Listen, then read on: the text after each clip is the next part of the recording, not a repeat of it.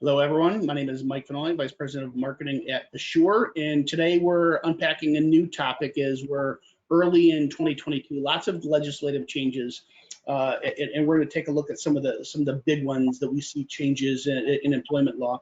And I think this is an interesting topic because I think we're beginning this era now where we're kind of coming out of it's really decades, right? Going back to say 1938, the Fair Labor Standards Act, when we first were introduced to child labor laws and overtime rules, and then it'd be every 5 to 10 years, big federal laws, and we're really entering this era of accelerated federal laws, but also now state laws and even local municipalities that just make it harder and harder for small and mid-sized companies that don't have the resources of a large enterprise to keep up with. So I have a wonderful guest with me today, Brian Shenker. He's with our partner over at Jackson Lewis. Brian's got a bunch of experience in this area where he defends small, mid-sized, even large companies in wage and hour disputes. And so Brian has a front row seat to some of the challenges that employers are facing. And I think can really help us see around corners today.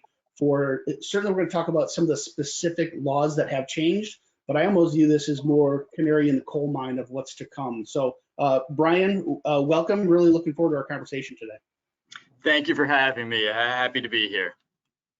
Okay, let's take on the first one here. And there's this crackdown, as you say, on restrictive covenants. And so for the non-lawyers in today's discussion, it's non-compete, non-solicitation agreements, right? But what are some of the specific state changes that we need to know about? But maybe more importantly for everyone, what is the sea change of change looking like here?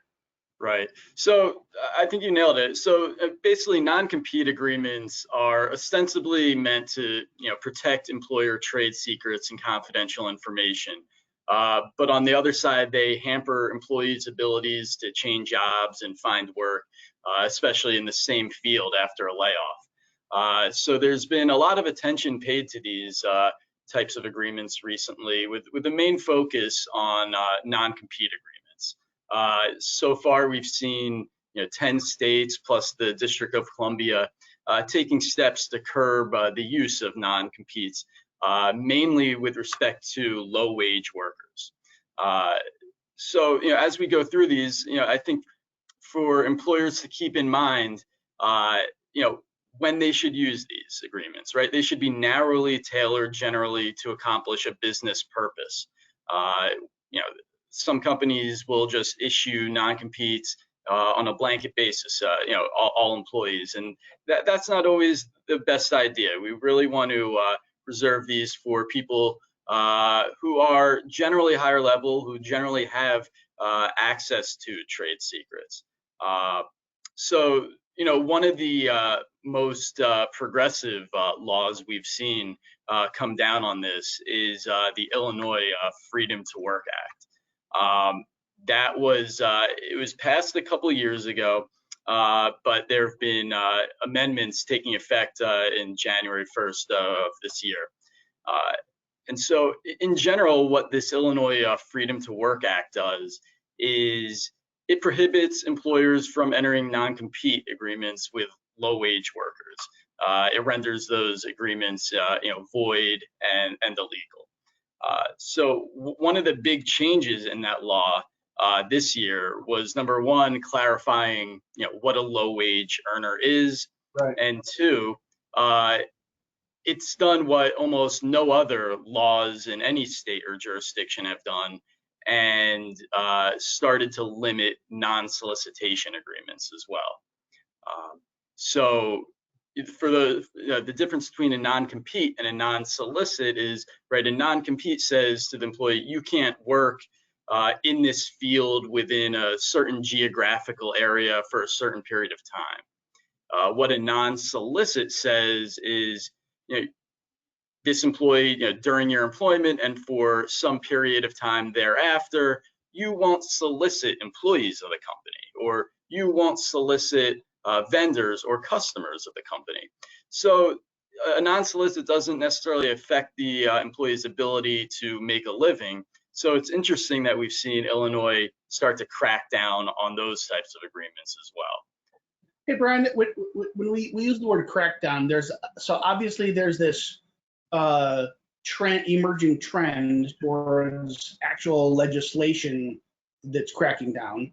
Is there anything that's non-legislative, that just more aggressive pursuit that the courts are ruling in a way that they didn't before? More aggressive AGs, district attorneys pursuing cases.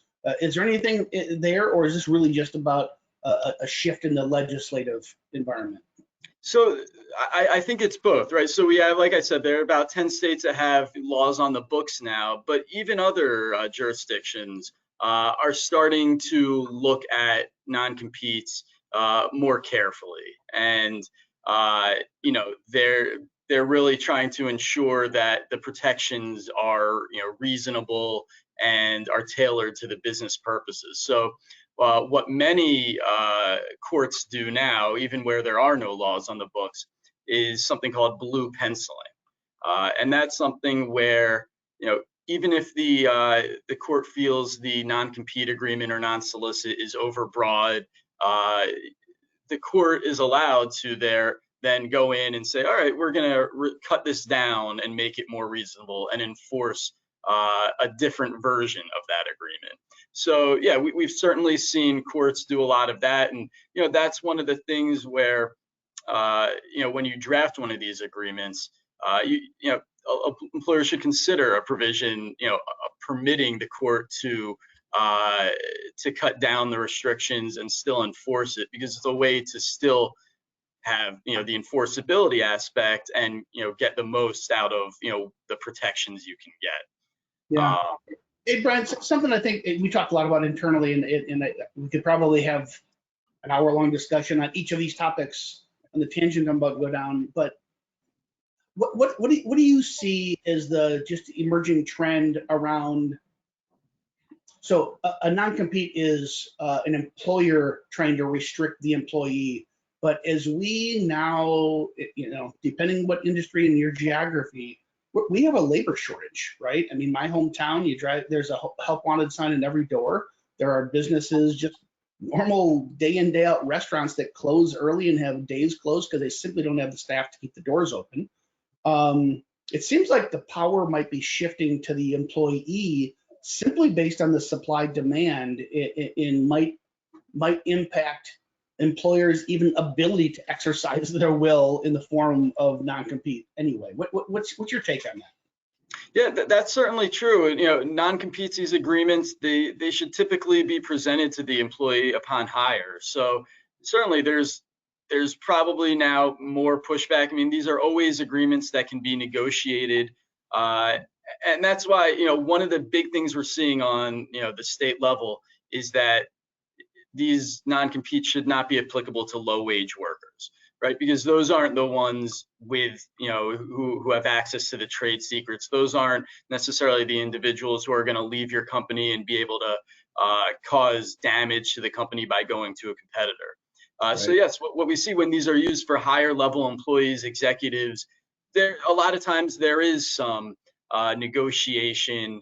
For instance, if a salesperson or management member is bringing over customers with them, they'll likely want to engage in discussion to make sure that if they were to leave your company, they wouldn't be restricted in either soliciting those customers they brought in. So yeah, there certainly are ways to discuss these, and that's why for an employer you want to make sure you're using this for the right employees. These are not something that you mentioned restaurants, right? We shouldn't have servers signing these, maybe a manager, right? But so I think that's one thing, and you'll see in the Illinois law, for instance, anyone who makes less than $75,000 a year cannot be subject to a non-compete agreement. So I think we're really seeing that as a focus in these laws, that and if we were to see action at the federal level, I think that's where it would go. President Biden has recently tasked the Federal Trade Commission with looking into non-compete agreements, and so there might be some action coming out of the FTC this year, maybe next year, after they do a review of likely what the other states are doing, and they take guidance from what's happening in these other states.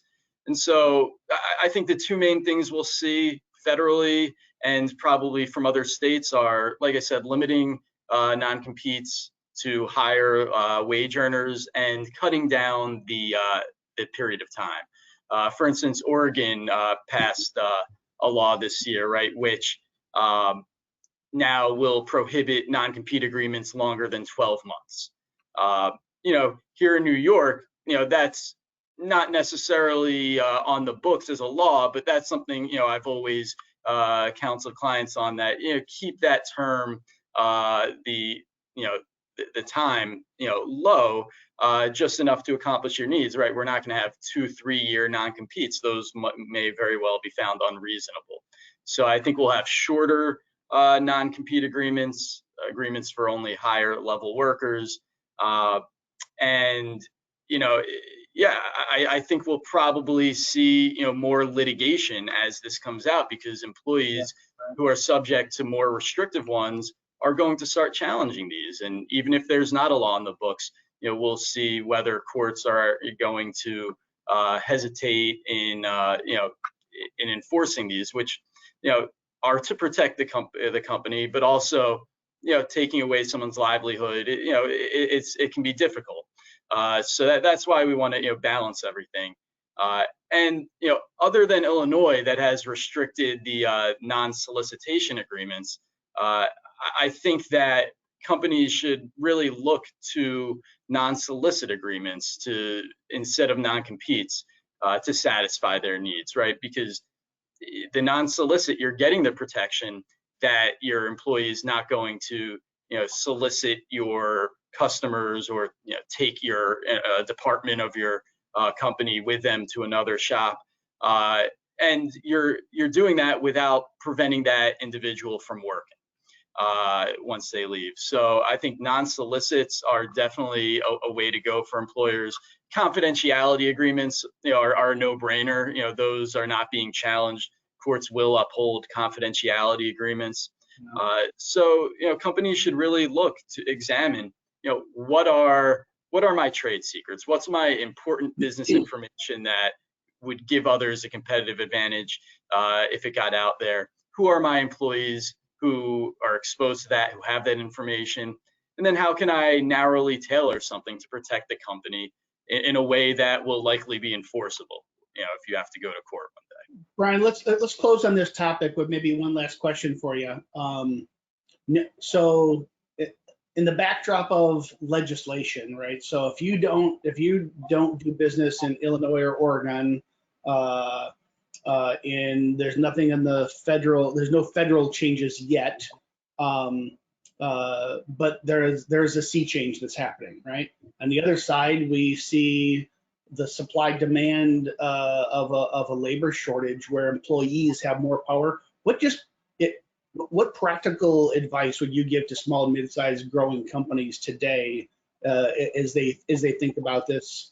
I mean, this is what you do for a living, right? You defend people when you can get sued for anything. Winning or losing and cost to defend are different topics, right? So what just general guidance would you give for folks that might be doing business in a state that doesn't have anything new on the books yet?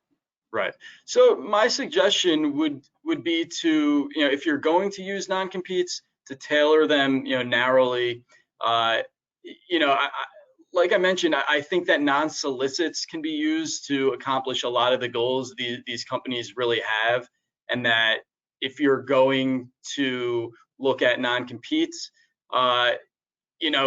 there's two parts to that. One is you have to make sure that you're prepared to enforce that, because if someone leaves and joins a competitor, that can be a costly endeavor to enforce that non-compete agreement.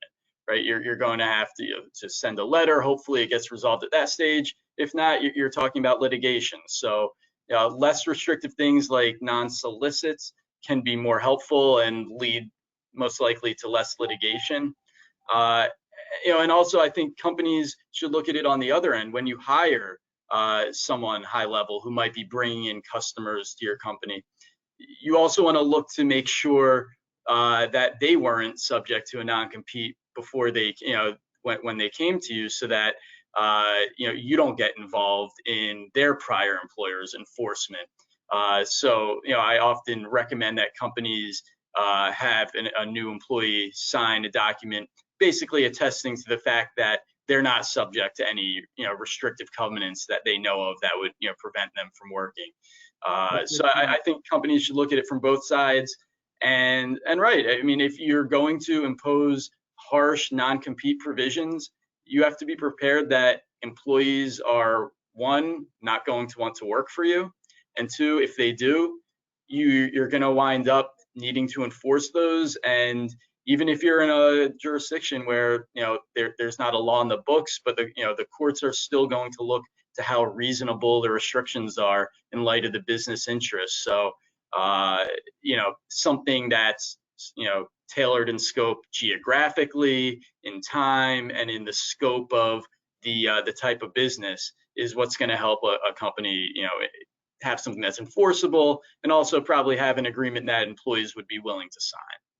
Yeah, that's really, really good advice. I appreciate it, Brian. Let's move on to our next one. So talk about changes that we're seeing in paid family leave laws.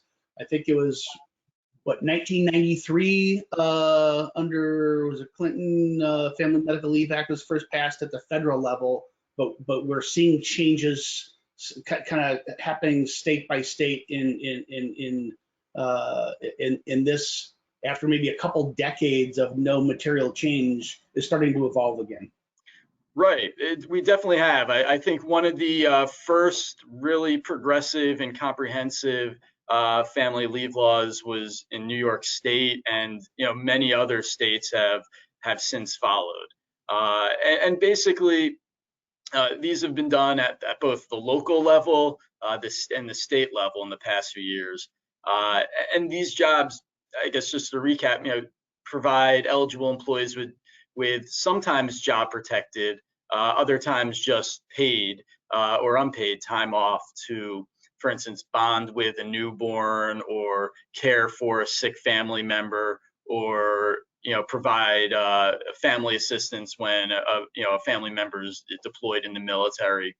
And so we've seen a lot of changes in these laws throughout the pandemic related to COVID specific issues. But I think we're seeing now that states are focusing on things beyond COVID with respect to these paid family leave issues. So I think California is a good example. They currently provide up to 12 weeks of job protected time off each year, and that's interesting because many of these paid family leave laws, they prohibit retaliation for taking protected leave, but they don't give that job protected leave, which means if it's job protected, that means they're coming back to essentially the same job position benefits. Most other laws don't necessarily do that, so it's interesting to see California having something on the books that actually requires that. But right. Go ahead. What is the employee size cutoff for the California law? Sure. So yeah, great question. So that in 2021, California, previously it was only applied to employers with at least 50 employees. But now in 2021, now it applies to any employer with 5 or more employees. So this is, these laws are going to affect companies, in California in particular, small, medium, large. And I think that's what we're seeing, throughout, with new laws that are passed. I think the good part with a lot of these paid family leave laws is that the payment for the time off doesn't directly come from the employer. So states are being creative in basically imposing a payroll tax Sometimes it might be on employees, sometimes it might be on employers, but then they're basically creating a fund from which these payments are made. So that's something we're seeing, so that the full cost of these isn't necessarily falling on the employer. Obviously, there are issues for employers to deal with that, when you have these paid family leave laws, employees are going to take leave, and you need to be prepared to fill in those roles and those positions for a temporary period of time.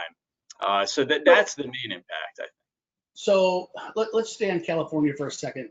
So and let's just treat California as a canary in the coal mine. So those policies are look a lot more like some of the more progressive European Union federal type laws, right? Guarantee of job. I think it's clear. So we say this frequent on this show that we're not advocating for or against. We don't lean left, right, red, blue. We're just trying to share the best information with employers that we possibly can, so they can make the best decisions they can. But it's clear, regardless of your political persuasion, things continue to progress in this direction of more protecting employee rights. We're not walking back from family medical leave laws. We're kind of doubling down as a country, by state, by municipality, right? So given that, if you're a small employer, you've got 6 employees, you run a small flower shop, and you're preparing for Valentine's Day, in a week and a half, a little over a week from now, and 2 of your people are on family medical leave, and you have to guarantee their job, but you got a lot of work that you got to accomplish. How do you advise businesses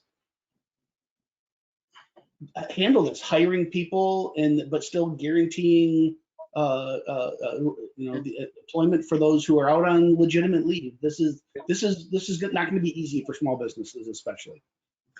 I agree with that, and I think it's not limited to just the paid family leave. We're seeing a lot of new state level laws for additional sick leave, and so there are more and more types of leaves being legislated. Whereas it used to just be, whatever the, paid time off was, whatever the company wanted to provide. So yeah, we're seeing a lot of laws with more leave, and right, we're seeing employees take more leave. So my advice to employers is, one, cross-train employees, right? So you can start training employees to do not just their job, but someone else's job, so that you're prepared when someone goes out. And that particularly applies to those positions where there's just one employee doing it, and if they go out, you don't have anyone to fill in. So have them train people on their duties, and that can also be great for advancement, because then employees can see other aspects of the business, see what other positions there are, and what else they can do. So I think that both has a substantive effect on what the company can do when someone goes out, and also it's a good morale booster for employees to get involved in other areas. Yeah, Brian, it's interesting. I bet no one joined today thinking that a lawyer was going to tell them that how they should change their cross-training strategies, right? But it's so true, and it really dovetails when you look at all the surveys of employees, right, and what do they want in this era of the Great Resignation, which is still wreaking havoc in so many companies. I think the pandemic just accelerated and kind of exposed the trends that were already underway around virtual work and flexible work, and in the supply demand of labor. But what do employees want? Number one, it's flexibility, and number two, they want tools and resources to advance their career and make an impact, right? Money's not in the top two.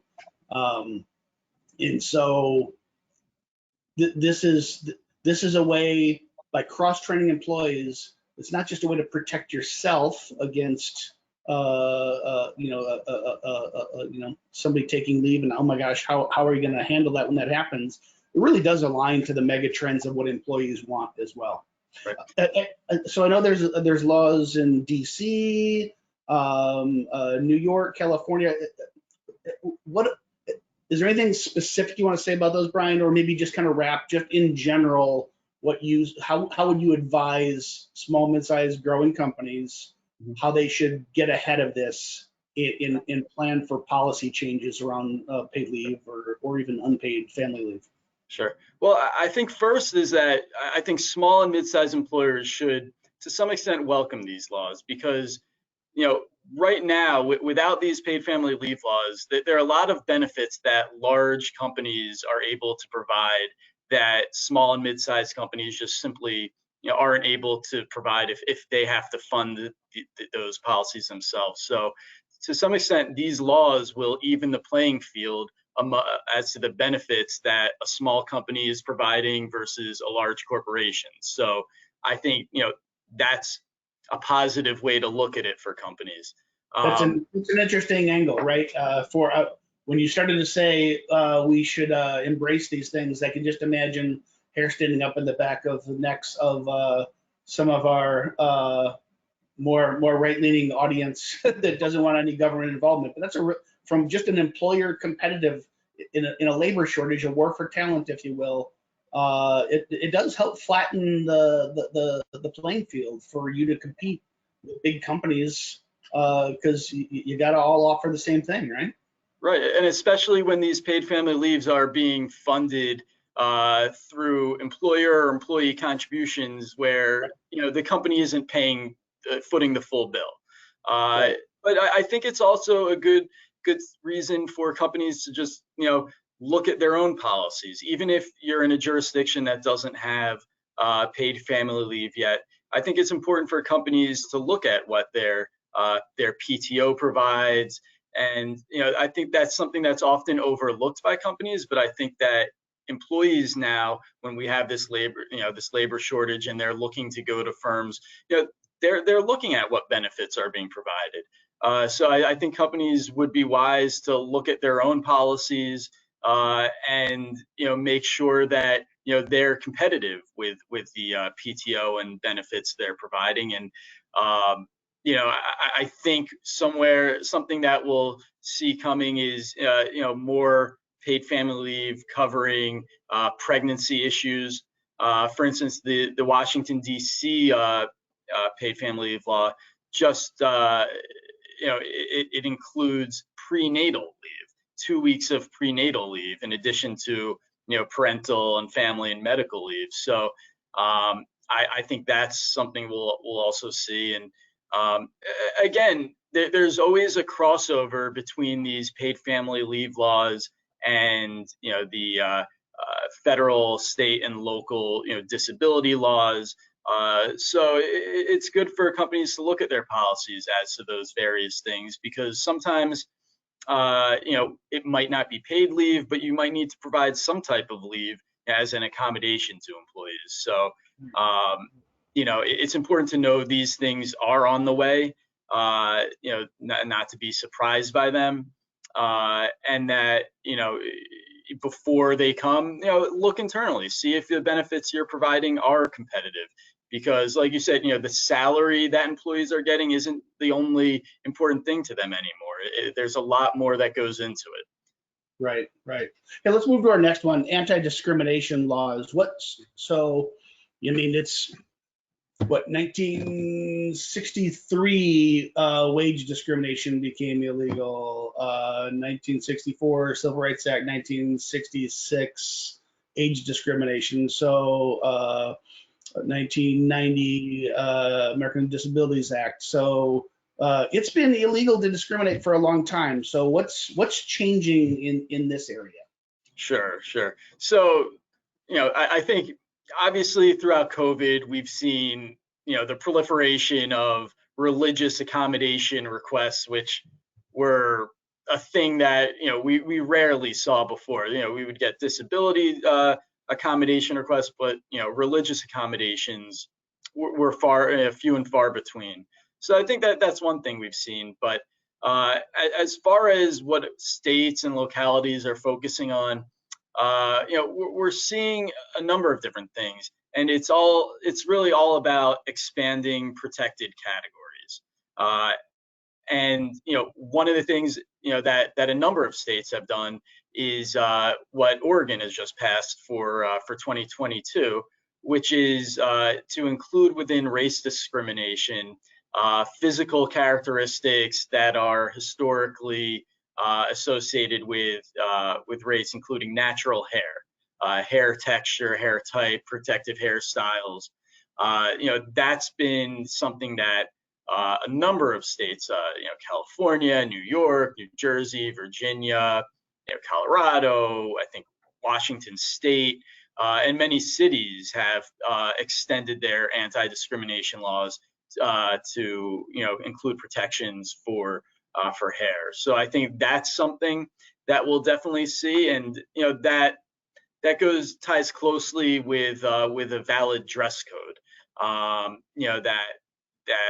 For instance, Oregon's amendment adds that employers cannot have a dress code that would have a disproportionate adverse impact on members of protected class more than it would have in general on people. So I think that's an interesting part to the Oregon law, and we'll see if that starts creeping into more of these amendments. Another area I think that we'll see more on is sexual orientation, gender identity, and expression. Charlotte in North Carolina and a couple other localities in North Carolina have banned discrimination based on sexual orientation. And I think that's interesting because this comes on the backdrop of the North Carolina State Assembly. If you recall, was this maybe 4 or 5 years ago? They blocked, I think, what at the time was dubbed the bathroom bill, which would have allowed transgender individuals to use the bathroom of their choice. But the North Carolina Assembly struck that down and said, transgender individuals have to use the bathroom of the sex they were assigned at birth. So I think we're seeing, localities now take action even where states won't do it. And that's something where in New York we've had sexual orientation on the books for a while, but I think that more and more places, more and more jurisdictions are going to add that. Specifically, some laws it's unclear as to whether that's included. But and then Charlotte, right at the same time, right, they also included natural hairstyles. So I think we'll continue to see a lot of these greater protections being passed.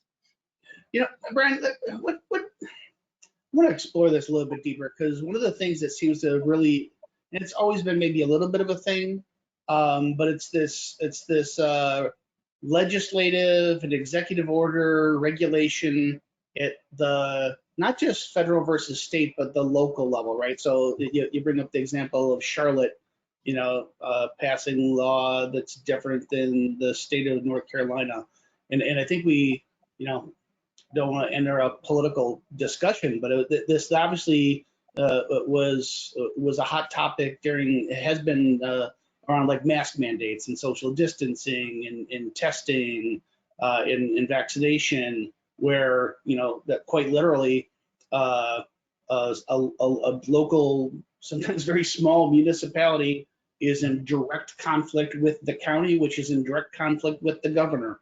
How do you advise business owners to navigate these super complex waters?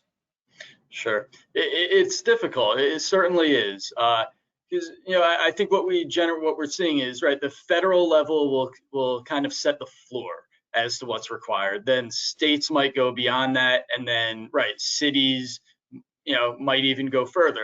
A great example is in New York with the human rights law, which governs discrimination. So the state human rights law is more strict than the federal Title VII laws. And then in New York City, you have a law that's even stricter than the New York State law.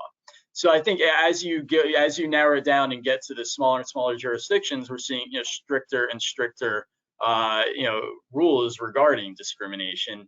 And so it's important for small businesses not just to assume that what the federal law says is what they have to follow.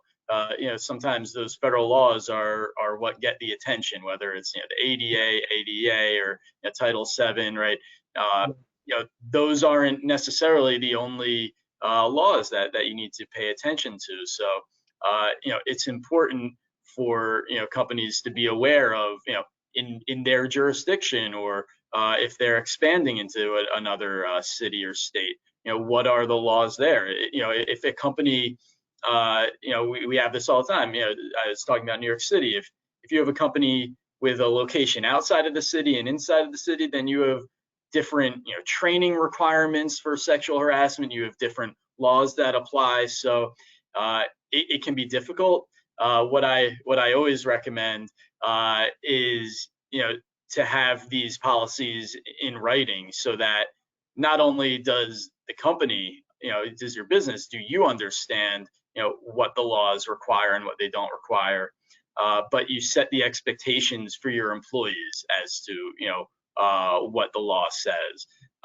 Setting expectations for employees in this regard is half the battle, in my opinion, because if employees have an expectation, then you have less conflict. If you've clearly established what the rules are, what type of discrimination is not permitted, then you're clearly defining the standards, and it'll be easier to get compliance from employees with respect to that.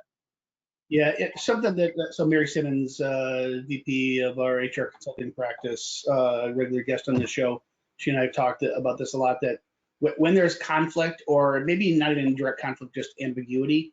I mean, this is really hard for the average small, mid-sized company to keep up with all this stuff, right? Without some outside help. Is maybe just general guidance to small, mid-sized companies is just do your best to err on the side of the employee in respecting employees, right? So if you use that as just a general rule of thumb, knowing that the sea change is happening, the laws are shifting to more and more protection for employees, it's going to get more and more complex. So the more you can document, the more you can publicly state policies and procedures and expectations, and the more you can lean in the favor of the employee, not the employer. Should a legal event happen, whether it's a lawsuit or a DOL investigation, as long as you can, if you can demonstrate that you did your best to take care of the employees, that's about the best position you could be in. First of all, do you agree with that, and what other guidance would you give? Yeah, absolutely. And I think when there's a lawsuit, or when you're audited, or there's a complaint to the EEOC, one of the first things that's requested is, let's see your anti-discrimination policy, your EEO policy.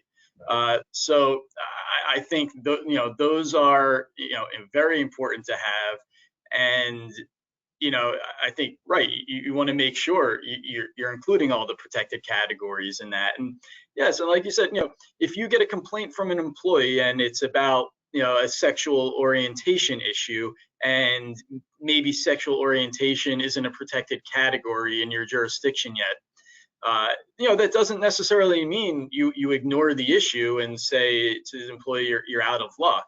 I think the way you build a strong business is part through the work you do, but also through building a culture. And you want to have a positive, accepting culture. And when employees complain, or when you see there's conflict among employees, it's very smart to document it. If an investigation is required, investigate it. But that's not only going to have an impact on protecting you from a legal standpoint, but creating better morale with your employees, which leads to less turnover, more productivity. So I think a lot of that stuff is great to do, regardless of whether your jurisdiction actually requires it or not. I love that you went down the culture path, because depending on the legal proceeding we're talking about, other employees are going to either corroborate your story or theirs, right? So that's really important. Hey, let's move to our last topic for today. and it's around employee privacy and surveillance. So, man, as technology just continues to advance, there are lots of ways that I feel like I can see this from both perspectives, the employee and the employer here. There's technology out there to really help employees become more productive, in help leadership understand what's working and what's not working, and so they can therefore make course corrections and improve your strategy. But from the other side of that lens, it can look an awful lot like micromanagement surveillance, pretty deep up in my business. So maybe talk to us about some of the legal changes that are actually happening first, and then we can kind of maybe go to the sea change and what guidance we give for employers. Yeah. Sure. Yeah, and I think now with remote work due to the pandemic, these types of issues are more important than ever, because when you have remote workers no longer at the workplace, companies are interested in their productivity and what they're doing, and obviously there's technology out there, whatever it might be, to allow certain types of monitoring. So. I think one of the more progressive laws is often the case with New York State, but I think I wouldn't look at this as a single event. I think this is going to be indicative of the types of laws we're going to start seeing in many states.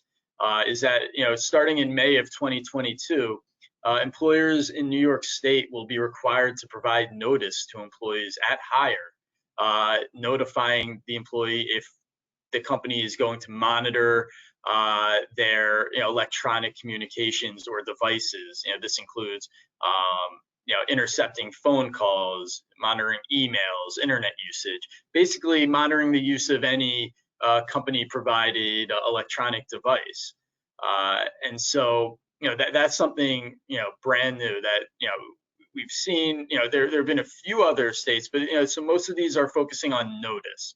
And for instance, this New York statute doesn't provide a cause of action, right? An employee can't go to court, but there are small fines, $500, $1,000, $3,000 for offenses for failure to provide the notice and post it in the workplace. But we've seen other states do this too. For instance, in Connecticut, employers are required to notify employees prior to electronic monitoring, with similar penalties as New York. In Delaware, an employer is not permitted to monitor an employee's telephone conversations or email usage without prior notice, and sometimes even requiring day of notice. So we're seeing more of these notice statutes, and I think for employers, especially small employers, you need to look into these issues. Number one, determine if there's a state or local statute governing this in your jurisdiction before you start taking these actions. But then, otherwise, I think a worst case scenario is rolling out, some type of excessive or clumsy or, maybe even legally improper monitoring. We've talked about morale throughout this conversation. I think this is something that can also impact morale if the company fails to communicate properly to its employees about the type of monitoring, and then employees, come to learn of it, and that's going to create a difficult situation. So I think, for employers even not subject to these laws, one thing to do is, before you start monitoring, advise employees, whether it's in writing or verbally, explain to them what is being monitored, so that, again, you're setting expectations. They're not going to be surprised. I think that part is very important. Brian, do you have any guidance? So, like, the devil's got to be in the details here, right? So, I think about, as a marketing guy, I think about today's modern sales and marketing tech stack, where all emails from your sales and marketing staff are monitored, because you're really, to the 0.1%, you're looking at open and close rates, and you're studying the messaging and the word count and the actual words used in these emails to be more effective. How would you as an attorney, how would the courts look at what I would say are just kind of the modern day best practice tools that sales leaders and marketing leaders use versus monitoring someone's outlook, right? Where it's completely one-to-one, more ad hoc, perhaps the perception of more privacy in your daily communications. Can you help maybe paint a picture for a distinction? Right. So I think when an organization is considering any level of, surveillance or, searching of employees, I think the number one consideration is, well, there are two things, right? One is what's the employee's level of, what's their expectation of privacy in that area, right? And that's what courts look at. What is an employee's expectation of privacy of when they're using company email? Or, but you can imagine we're in a remote world. What if it's a company issued cell phone and the company is now monitoring all telephone calls, even personal Right. ones? Right. So, you have to balance that with what are the legitimate business purposes of the monitoring. Like you said, a lot of them could be, sales or, related. There are many legitimate reasons for monitoring employees in various ways. And so I think, companies want to make sure they've established a legitimate reason for why they're doing this, right? You don't just want to monitor for the sake of monitoring, saying maybe we'll catch someone doing something wrong. Right. Is that really a business reason? I think you want something more than that. Like, are they meeting objectives? Are we hitting these goals? And monitoring the calls for sales purposes. So I think it's important to have that business purpose. And then I think, again, once you've established that, then you want to get a team together. This is going to probably involve, HR to some extent, or obviously IT. And, for small companies, this might be difficult. You might not just be using internal IT or HR. You might be, having outsourced, resources for these. So I think it's important to get that whole team together on the same page before a company rolls out one of these policies, to make sure, this is what we're monitoring. This is the reason we're doing it. This is how we're going to do it. And then you craft a policy that reflects that. You check to make sure there are no state or federal laws, that you're subject to that would, restrict, what you're doing or require you to provide notice, like in New York or these other states. And then you apply it. And then I think the other thing you have to do is, once you even implement these, you need someone to be kind of the lead on addressing problems as they arise, because there will be either technical issues or employees who are going to raise concerns, and so you want to be prepared to address those issues. And so, I think those are all important things. And as you can see, oftentimes where we see the legislation, that's something employers should take a note from. So what these laws are requiring, they're not saying, no, you can't monitor employees. What they're generally saying is, no, you need to provide notice. And so even if you're in a jurisdiction where notice isn't required, I think that's the number one takeaway, that if you're going to monitor employees, provide them with notice. That will avoid a lot of issues down the road. That's the thing that jumps out to me, because otherwise, if an employee is surprised, I am being monitored in, maybe my calls are recorded, maybe my emails being monitored, maybe my time that I'm being logged into a computer or a network is tracked. And if they're surprised by that, I mean, man, you are just so open to,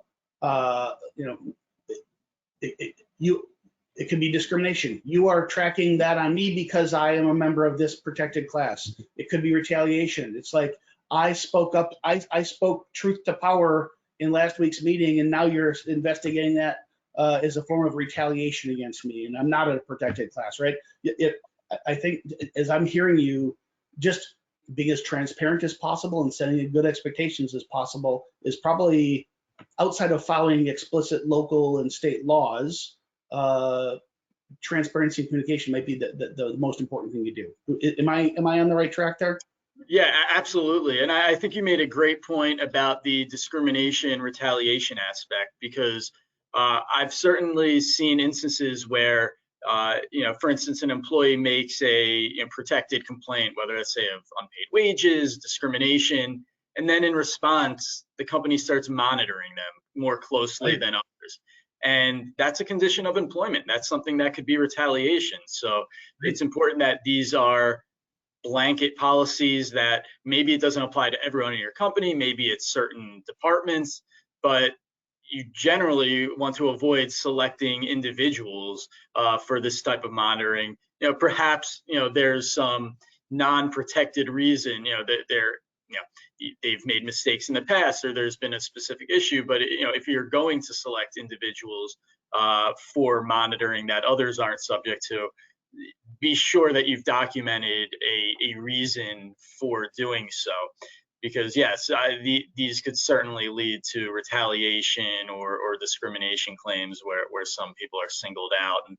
And I think it goes along with everything, and I'm sure you and Mary have probably discussed this as well, that the setting of expectations is just so important in avoiding issues. It not only gives you as a company, whether it's the owner or HR, whoever is going to be enforcing policies, these policies give you something to look at and know, this is our policy, this is how we enforce it. But you're giving employees notice, so hopefully you deter some people from violating policies, and then for others, you can point to those policies, and it's not a shock when you're disciplining them or terminating employees for violating those written policies.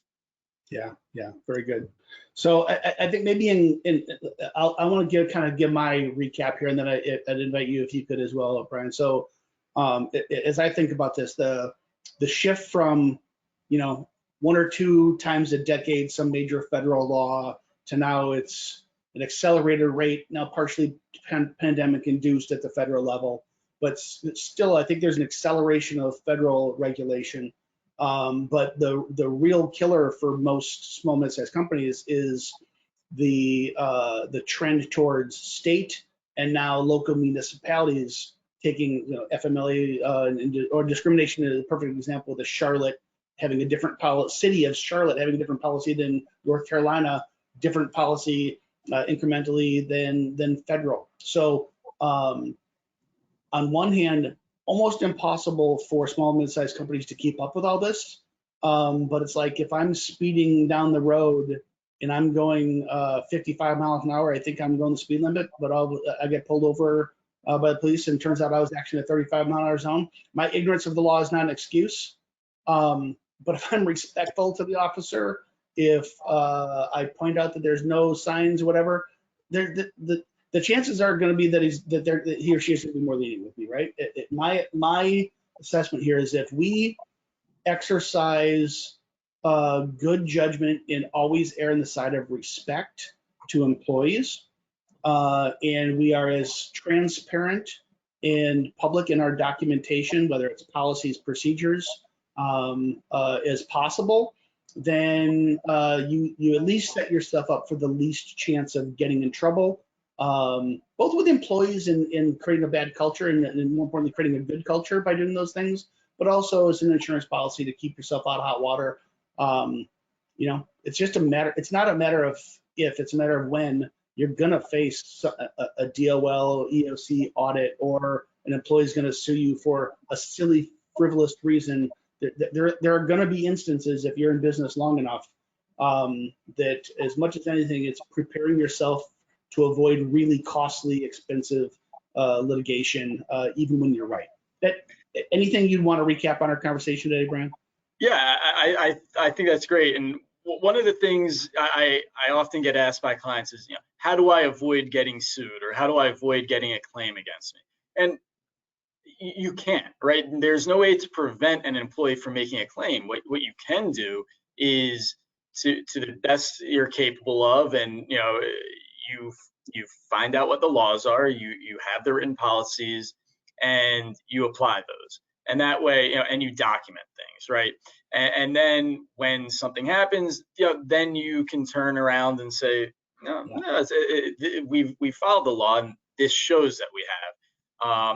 And that goes hand in hand with setting the expectations, right? Because what's written, what's given to employees, sets those expectations. And that's what a lot of these laws that we've discussed, even though they're different areas, a lot of them are about providing notice, whether it's, the restrictive covenants and you have a written agreement, or it's, the electronic monitoring, or anti-discrimination laws, right? These things are going to go in writing and be given to employees and set the tone. So I think that's very important. And yeah, I think my guidance for employers would just be to pay attention to what's required on the local level. The federal level, that changes, but those things, it's almost hard to miss them when they come out. But many of these cities and states are passing additional laws, and so the reason we're doing this, right? New laws for 2022. I think at the beginning of each year, it's a good time to assess. Are we considering all the laws that are applicable to our company? And again, right, anything you do towards compliance, even if you're not 100% there, if you're substantially there, it's limiting your exposure. And obviously the goal is 100% compliance. It's difficult, but all of this is designed to set a good tone in the workplace, have good morale, lower the employer's exposure for claims, and allow the company to focus on the money-making aspect of their business, instead of dealing with unnecessary litigation. Right. Brian, I really enjoyed talking to you. I'm gonna wrap it here. I think it was an awesome conversation. Just simply talking about this stuff, it becomes so self-evident that this stuff is complex. At Assure, we do have software that can help you run your HR department more efficiently, but I think software is different than expertise, right? And so the problem for most small and mid-sized companies is hiring someone who has, say, a SHRM certification in HR. It's cost prohibitive for a small business to hire a seasoned professional, certified HR professional who knows all this stuff, and even more expensive to hire an attorney to do so on a full-time basis, right? So at a fractional basis, and for a fraction of the cost, Assure has outsourced HR services, starting at HR support, where we just support your managers. If you're a small company, managers may be you, right? If you're a bigger company, it might be your frontline managers who we're giving this guidance and supporting them in unlimited calls and emails, in helping put out an employee handbook and keep you on the straight and narrow. Strategic HR for managers is where we're being proactive. We're not on our heels, we're on our toes, helping you to develop a proactive recruiting plan, an onboarding plan, an employee training, engagement, and culture building plan to really be strategic about talent management and building a great team, as well as strategically, proactively auditing our wage and hour practices, and proactively auditing, make sure we're compliant with all laws. And then ultimately, Total HR, where we truly can just be your outsourced HR department, where all your employees simply pick up the phone or send an email, and they're talking to one of our staff, but really as a representative for you, and we are your outsourced HR department, and all at a really truly a fraction of the cost what it would take to hire someone in-house. So Brian, I want to give you 30 seconds here to talk about Jackson Lewis, but first I would say some issues are too complex for us. We're SHRM certified professionals, we're awesome, but some of these things are really nuanced and really complex, and we use Jackson Lewis as our partner. I think Brian's expertise probably came out pretty clear here today. He knows what he's talking about, but so does everybody we talk to at Jackson Lewis. So 30 seconds, maybe Brian, tell us about your firm. Sure, thank you. So, and going back to what Assure offers, I think what we've kind of explained here is that there are a lot of laws, and especially if you don't have a robust HR department, even if you are a small business and have one HR person, it may not be enough for, they may not be able to monitor all these laws. So I think it's always important to look outward and the types of services you provide that can, help companies know what the laws are, right? That's the first step, and then how to implement policies. Here at Jackson Lewis, we're a nationwide employment defense firm, right? We represent businesses in all types of labor and employment issues. We have over 60 offices throughout the country, so our ability to assist businesses wherever they are located is great. We do a lot of litigation, like you mentioned earlier. I do a lot of wage and hour litigation, employment litigation. Of course, we're there for you if a claim is made. But again, right, if there are legal issues that go beyond just typical HR, right, sometimes things come up. So but certainly, like we've seen here, there are laws all over the country, and if you have a company, you're located in a jurisdiction, or if you have multiple jurisdictions, that's something where our expertise and the ability to litigate in different areas can be helpful. Yeah, Brian, thank you so much for joining me today. Always learn so much from you guys. There's going to be 2 questions pop up in a survey after this. Question number 1 is going to be, would you like an Assure representative to contact you to talk about how we can help with HR? Question number 2 will be, would you like to talk to someone from Jackson Lewis? So with that, and until next week's show, appreciate all of you for joining today, and hope you have a great day. Thanks, Brian. Thank you very much.